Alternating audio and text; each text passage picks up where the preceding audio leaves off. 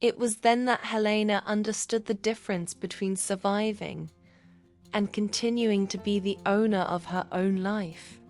Surviving meant tightening everything, postponing everything, backing away from everything. Living with autonomy meant having structure, breathing room, and some capacity to react.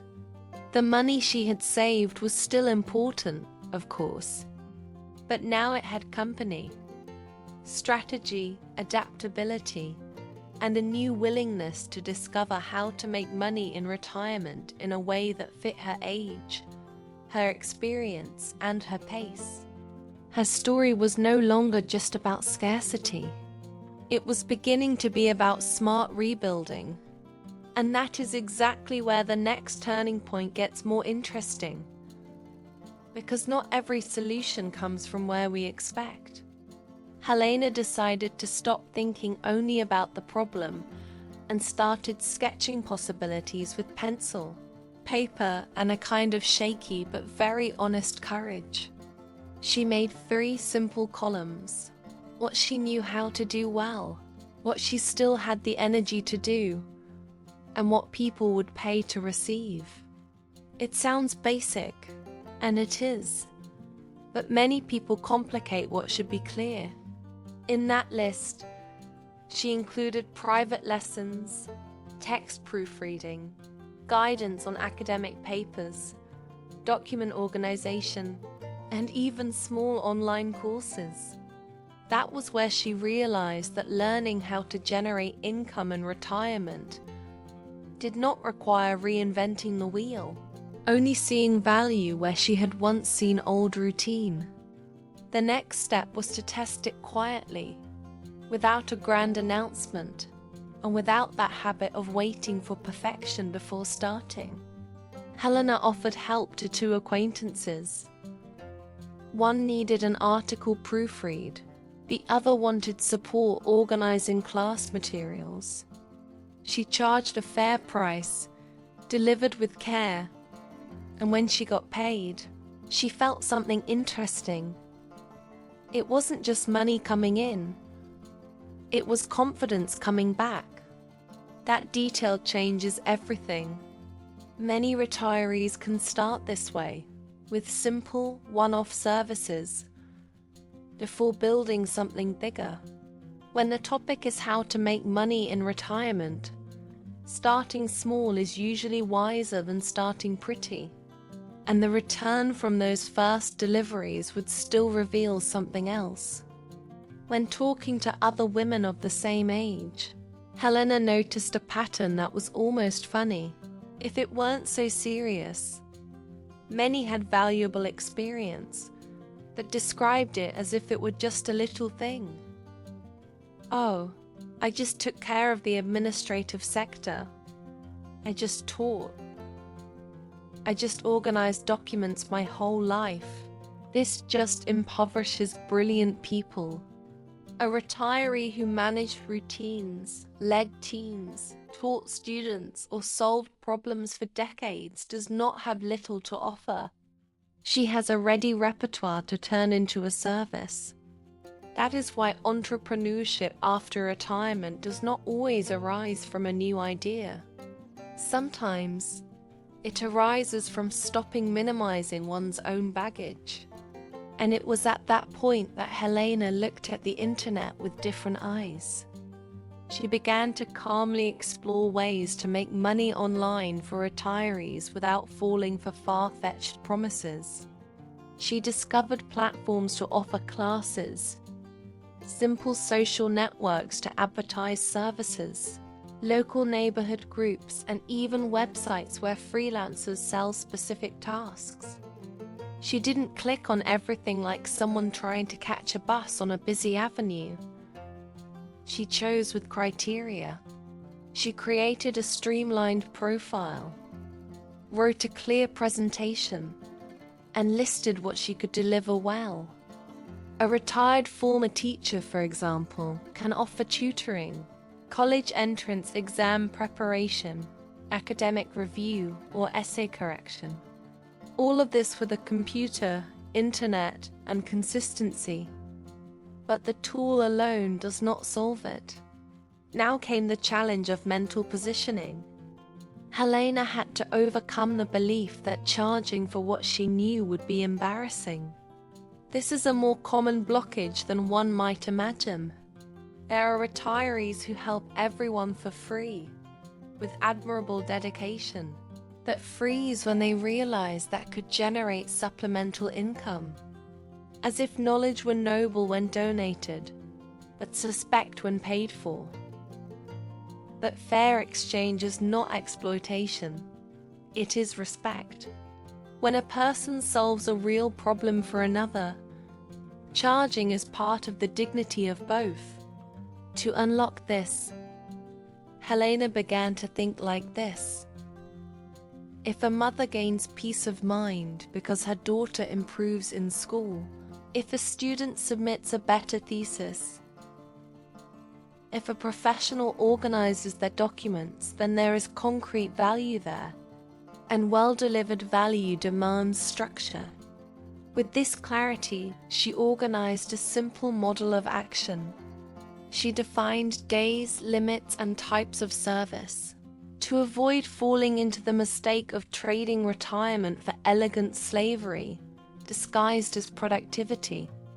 Monday and Wednesday for classes, Tuesday for text revision, Thursday for online consultations, Friday off. It seems like a detail, but it's not. Anyone seeking retirement and extra income needs to remember that the goal is not to return to the exhaustive pace of before. The goal is to create flow with lightness. This balance is what protects body, mind, and the joy of living. A retired person may earn less than they did in their active phase and still feel richer in autonomy. But concrete numbers also needed to enter the conversation. Helena then did more mature calculations. If she could get 2 regular students, a few revisions per month, and a small recorded course to sell from time to time, she would already create an interesting base. It was not a fortune, nor did it need to be. Earning $800, $1,500, or $2,000 per month already makes a huge difference when the goal is to preserve savings, cover health expenses, and ease the budget. This is a valuable lesson on how to make money in retirement. It's not just about earning more, but about protecting what has already been built. In many cases, supplemental income prevents larger withdrawals from savings. And when the savings are no longer constantly under attack, the feeling of despair begins to lose its strength. The emotional change was almost more important than the financial one. Before, every unexpected expense seemed like a bite out of the future. Now, Helena began to look at money with less panic and more strategy. If some money came in from classes, that amount covered the supermarket. If a bigger revision job came in, she saved it for exams. When a weaker month arose, she used her savings without feeling like she was committing a crime against herself. This shows why generating income in retirement is such a profound topic. It involves not just cash flow, but peace. And financial peace in maturity is worth more than a lot of youthful internet ostentation. Still, Helena realized that not every income fits every phase of life. She concluded that a good source of income for retirees must meet 3 criteria: respect health, leverage experience, and fit into the routine without swallowing freedom. If the activity requires too much stress, too much commuting, or excessive technological dependence, it may not be the best. On the other hand, if it uses accumulated skills and can be done at one's own pace, it gains strength. For some people, like how to make money online in retirement will be the ideal path. For others, it will be better to serve locally, sell handmade products, cook to order, or offer lean in-person consulting. Entrepreneuring after retirement does not mean copying others' models. It means designing a format compatible with one's own life. And this compatibility would still bring an uncomfortable revelation. The revelation was this. For years, Helena planned old age like someone who closes a door and expects nothing to change on the outside. Only life doesn't respect doors that well. Prices change, bodies change, needs change, and the plan needs to have elasticity. That's why she understood. Perhaps late, but still in time to react. That retirement and extra income do not represent planning failure. They represent intelligence in the face of reality. When a retired woman learns how to make money in retirement wisely, she is not going back. She is moving forward with more lucidity. And it is precisely from this lucidity that the next part of the story is born. Helena began to treat her own experience as raw material, not as a memory of a closed phase. This changes the posture. Instead of saying, "I used to be a teacher," she started to think, "I still know how to teach." Instead of "I worked for years with organization," she thought, "I still know how to organize better than most people." This reframing seems small, but it is decisive for those who want to discover how to earn money in retirement without feeling like they are begging for space in the market. The market, in fact, still buys clarity, confidence, and solutions. And a mature woman, when she recognizes the value she carries, stops asking for permission to exist economically. It only remained to transform this into visible presence. Visible presence began simply. A discrete photo, a short presentation, a clear text explaining what she did and for whom. Nothing flashy, nothing with a guru pose. Helena realized that serious people don't need to be loud to seem competent. A well-written bio, for example, can open doors. Retired teacher, academic text revision, tutoring and study guidance. That's it. Clarity sells more than ornament. For many retired women, knowing how to make money online begins right there. Not in the high tech, but in the courage to present yourself to the world objectively. And then came the next challenge, which often takes down many good people. The challenge was learning to be found. Because knowing how to do something and being remembered for it are different problems. Helena understood that she needed to circulate where the people who needed her already were. She joined local groups of mothers and students, informed old colleagues, talked to neighbors, reactivated contacts from school days, and asked for referrals without shame. This movement is valuable for any woman thinking about entrepreneurship after retiring. Before seeking crowds, it's worth talking to your close network. Sometimes the first client doesn't come from the open internet, but from the memory someone has of your carefulness. And it was precisely an old memory that brought the first, more serious opportunity. A former colleague recommended Helena to guide the daughter of a friend who always got stuck when writing essays. The work started shyly, 1 lesson per week, then 2. Soon, another recommendation came in to review an academic project. Then a third person asked for help structuring study material. Suddenly, without fanfare, what seemed improvised began to have a pattern. That is how many side incomes are born, not with an explosion, but with repetition. The secret was not in promising a cinematic transformation, but in delivering consistency. Whoever solves a small problem well earns the right to be remembered for bigger problems. But consistency also requires limits, and Helena would need to learn that soon. In the enthusiasm of the first few gigs, a dangerous temptation arose. Accept everything.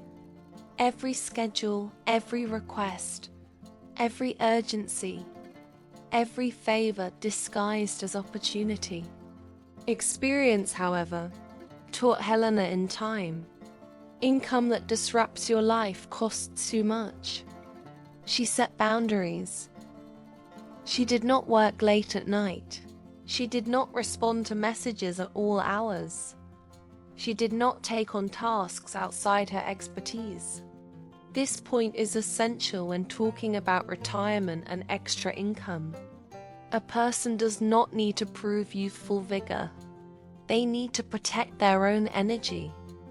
A retired person who gives online classes, for example, can limit the number of students and service days. Growing with criteria is worth more than growing on impulse. And that criterion revealed an important truth. The truth was that making money in midlife is also about choosing your battles. Helena saw that some activities seemed profitable, but drained too much of her energy. Others paid a little less, but fit into her routine like a glove. Proofreading texts at home, with silence and coffee nearby, brought less stress than commuting to long in-person classes. Online guidance, on the other hand, brought flexibility and a strong sense of value. Little by little, she began to understand and practice how to generate income in retirement without sacrificing what retirement still needed most: time, autonomy, and peace and quiet. When an activity hurts exactly what a person is trying to preserve, something has gone wrong. And there was another delicate point to solve: pricing. Charging too little, Helena discovered, is a refined form of self-sabotage. Many mature women fall into this trap out of fear of seeming ambitious, when in fact they are only undervaluing their own journey. She started observing what other people charged, adjusted her rates to match her level of experience, and began offering simple packages. One single class cost one amount, 4 classes a month another, a short text revision, one price, a larger academic paper another. That professionalized everything. For those looking for how to make money in retirement, pricing is not a technical detail. It is positioning. Those who charge with clarity are seen more seriously.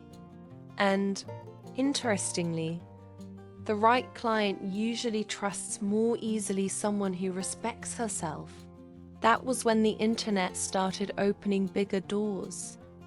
After a while, Helena realized she could create something once and sell it many times. The discovery felt almost magical to her, but it was really just strategy. She put together a small guide with writing tips, organized exercises, and turned it into a digital booklet. A retired woman with cooking experience could do the same with a practical recipe booklet. A seamstress with patterns. An administrator with simple spreadsheets and guidance for small businesses. The logic was fascinating. Not every supplemental income needs to depend on directly exchanging hours for money. When a retiree learns how to make money online, this possibility of scaling knowledge without working more starts to make a lot of sense. But selling knowledge also requires inner confidence. Confidence did not come overnight. Helena still heard an insistent voice, saying that maybe it was too late, maybe too modern, maybe too exhausting.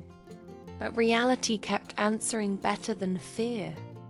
Every payment received, every thank you message, every spontaneous referral worked as concrete proof that experience does not age the way insecurity makes it seem. For many people, entrepreneurship after retirement will not be a grand project. It will be a quiet journey of reclaiming themselves. And journeys like that do not need a stage, only continuity. What is most beautiful is that Helena was not only strengthening her budget, she was rebuilding her own sense of usefulness, and that changes everything around her.